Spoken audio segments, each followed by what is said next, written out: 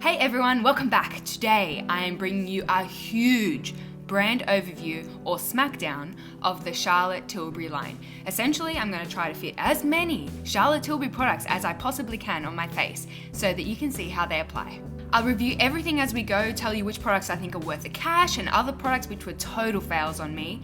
This video is brutally honest, it's not sponsored, I just thought that you guys might enjoy it. If you are new here, be sure to subscribe and let's go.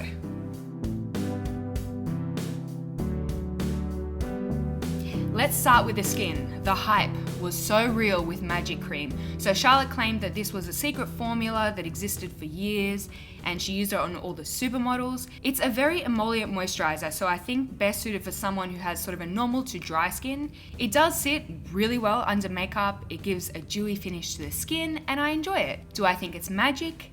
No. For $100 a pop, I think you can probably find a comparable moisturizer at a more reasonable price point. There are two concealers in the range, the Retoucher and the Mini Miracle Eye Wand. My favorite of the two is definitely the Retoucher. Beautiful, beautiful under eye concealer for every day. It's got a nice medium coverage, and as long as I set it with a powder, it doesn't crease on me. That said, if I'm wearing a smoky eye or a full face or a red lip, I'm seeking a little bit more coverage than this provides. But for day to day, big thumbs up. The Mini Miracle Eye Wand has an eye cream on one side, whatever, and a concealer on the other end. The concealer I would liken to the YSL Touche Éclat, right? It's more of a light reflective formula to illuminate shadows, but it offers very little coverage. Maybe well suited to busy mums or those who don't want to look as though they're wearing makeup, but personally I don't reach for it. There are two foundations in the range, the Light Wonder and the Magic Foundation. I'll be using the Light Wonder today, which is one of my all-time favorite foundations. It's on the sheerer side and it's very dewy. I almost want to say glossy in finish. And for that reason, I'd say best suited to a normal to dry skin type. The reason that I love it so much is because it genuinely looks like skin. I can't see any trace of product sitting on top of the skin. But I gotta be having a good skin day for this one because it doesn't cover a whole lot. The Magic Foundation, on the other hand, was a bit of a miss on me. I have done a foundation first impressions video, which I will link somewhere on the screen, click on that. But the too long didn't read version, lovely on application, but it wears awkwardly on my dry skin as the day progresses. I get the feeling that the pressed powder is still a firm favorite of many, even after all the launch hype died down. I totally understand why. Stunning formula, very finely milled, and you can be quite liberal with application and it never wants to get powdery or cakey. Great for the face, great for under the eyes, worth noting that it has negligible coverage. I get that question a lot. All in all, I would call it my second favorite powder of all time because it seems to perform a little differently depending on the foundation, whereas my Rouge Bunny Rouge that you know I love is perfectly consistent over any base. Would still highly recommend the airbrush powder though. Continuing with the face, we have a bronzer highlight duo, aka Filmstar Bronze and Glow. This is one of Charlotte's most iconic products and an absolute staple in my collection. I use it every day because it's just so darn easy. Both the highlight and bronzer blend themselves. You couldn't stuff it up if you tried. I've seen Charlotte use this bronze shade as a sculpting contour shade. I personally use it as a bronzer because it leans warm and it also has a very small amount of luminosity running through it. The highlight portion leans golden and can be worn sheer or built up for like a whoa, you are an intergalactic sun kind of shine. The duo does come in a deeper shade, and if you are new to the Charlotte Tilbury brand and you just want to try one thing, I think that the Filmstar Bronze and Glow would be a good place to start. It's the nipple blush, also known as cheek to chic, but I personally prefer nipple blush. You're meant to apply the outer ring to a larger area and then the more saturated center just to the apple of the cheek, so you get a bit of a gradiated effect. As far as I know, all of the cheek to chic have some refined shimmer. It's nothing obnoxious. This is the only shade that I have and I don't love it on me. It leans kind of rusty or something. Yeah, this is one of the more meh products in my eyes. But maybe I need to buy more colors, I'm open to that too. I'm not going to apply this next product to my face because it makes my base weird and cakey, but the beach stick in Moon Beach blends out to nothing and then it scatters little glitters everywhere. It's such a puzzling product and an absolute fail on all accounts. Maybe the other shades are better. And that is the face done. Glowy, luminous, still very natural looking. Shall we move on to the brows? There is one brow pencil in the range. It's called the Brow Lift and it has a spoolie on one side and then a thick triangular pencil on the other. The thicker pencils provide super speedy application, but the sharp edges get blunt quite quickly, so not ideal if you are someone who loves a very crisp brow. Also worth noting that I'm using the darkest shade in the line and it's not all that dark, but it does lean ashy and I actually love how this makes my brows look, if I may say so myself. Really fluffy, natural arches. Oh, I love it. Legendary Brow Gel. This stuff is awesome. Look how tiny that comb is. So much precision. This is the clear version and it holds my unruly brow hairs into my brushed up shape all day long. And that is a serious feat, let me tell you. The applicator doesn't overload the hairs or make the brows look crispy.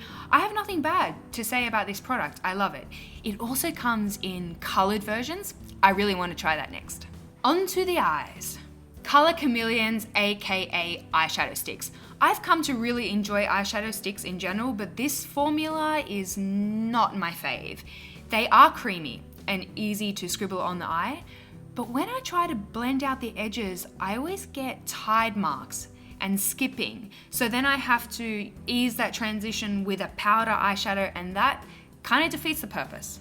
Also, as I blend, I start seeing chunky glitters scattered across the eyes. Some shades do perform better than others. I would steer clear of black diamonds because hello. Do you see what I mean about the tide marks and the random glitters? Mate, I can't leave the house like that. There is a second cream eyeshadow formula in the line called Eyes to Mesmerize. These really resemble the Tom Ford shadows and I was so sure I was going to love them, so sure. Upon application, heavenly. Glossy eyelid goodness and the edges blend beautifully and the color selection, mwah. It breaks my heart to say this, you guys, but they just don't last on me. They'll crease after a few hours and I get a lot of fading around the hooded part of my eye where skin meets skin. I think the reason being is that they remain tacky and they don't set entirely. Worth noting that I never have creasing problems because I have uber dry skin. I'm still really sad about it. Powder eyeshadow wise, Charlotte offers a bunch of quads in lots of pretty colors. Overall, the quality of the shadows is lovely. They're moderately pigmented, but they can be built to full opacity. I really recommend the Sophisticate, which is all mattes. Matte shadows can sometimes be a bit tricky to formulate, but these blend beautifully. I do have a minor critique. I don't mean to sound negative here. I really love this brand. My critique. Aside from that one matte palette, the rest of the eyeshadow quads lean rather shimmery. I'm a matte addict, so maybe the vast majority of the makeup wearing community feels differently. I just thought I'd mention it in case you too are a matte addict. Many of the quads have a glitter pan, and I've heard some reviews complain that the glitter doesn't have intense payoff. I don't think that they were designed to be intense. You know, it's more of a top coat, patted on with a finger for a little veil of glimmer. For that purpose, I really enjoy them. Hey, just really quickly, I want to mention the Charlotte Tilbury sharpener. This sounds totally silly, but it's worth the investment. It has not butchered a single one of my pencils like cheap sharpeners tend to do. Rock and Coal eyeliner pencil. I've gone through, I want to say 3 of these. Much recommend. The black shade is pitch black, very creamy. It doesn't skip on the lash line. You have about a minute or so to smudge it and then the product sets. It's not completely smudge proof, okay? I do get a little migration at the end of the day, but come on, what eyeliner doesn't do that? Also love it for the waterline and the tight line because the product is soft and I don't need to poke my eye out to get the job done. Recommend this liner to everyone, definitely a standout product in the range. Charlotte has 2 mascaras, Full Fat Lashes and Legendary Lashes. I applied the Full Fat Lashes onto my right eye, your left. I would liken this to Maybelline Full and Soft, but on steroids. It's all about that really fluffy, feathery look. And if you dislike clumpy or overloaded lashes, you will like this effect. On my other eye, I applied Legendary Lashes. This one has more product on the brush and it loads more product onto the lashes, so I guess you could call it the more dramatic of the two. Both of them make my lashes look amazing, but both smudge on me quite considerably. I rarely have problems with mascara smudging. It's really strange and definitely a pity. Onto the lips, and I do not say this lightly. The Charlotte Tilbury lip cheats are my holy grail lip liners. The formula is creamy enough that it doesn't skip. It does set, but not so much that it kind of does that crumbly thing, because I hate when that happens. The shade I'm wearing today is Pillow Talk, which is the ultimate nude warm pink. I also adore Iconic Nude, which is a slightly deeper brownie nude. If you love lip liner as much as I do, you cannot go past Lip Cheat. The lipstick range, it kind of confuses me a bit. There's like a few things going on. There's the KISSING, the Hot Lips range, and then Matte Revolution. But I own many shades. So put simply, I think there's a cream formula with a slight sheen and then a matte formula. I'm wearing the cream formula in Bitch Perfect today, another holy grail, mostly for the color. It's my perfect warm pinky nude. The Matte Revolution lipsticks, they feel really lightweight on the lips and they look matte, but they don't feel matte. They're that formula where if you press your lips together, there's still a little bit of slip. All in all, I would say if you can find a Charlotte Tilbury lipstick shade that really floats your boat, then go for it. Lip Luster Lip Gloss. So me reviewing a lip gloss is kind of like me trying to review kitty litter. You know, I don't own a cat. I don't even know what I'm looking for. These are super sheer and they're not sticky. Yeah, I'm not a lip gloss person, so that's about as comprehensive as I can be. I feel like that was a really long video and I worked my butt off on this one, so I really hope that you love it and found it informative. If you want to pick up any of the products that I've spoken about today, then all the links will be in the description box. I'll make your life a bit easier.